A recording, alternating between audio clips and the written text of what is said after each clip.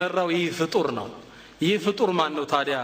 ቃለ ወኢኒ ኡኽቢሩኩም ዐኒ፣ እኔ ስለኔ ማንነት ነግራችኋለሁ። ኢኒ አነ አልመሲሕ፣ እኔ ደጃል ነኝ።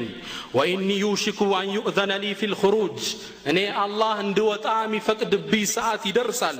ፈአኽሩጁ ፈአሲሩ ፊል አርድ፣ እወጣና መሬትን እንዳለች አዳርሳታለሁ።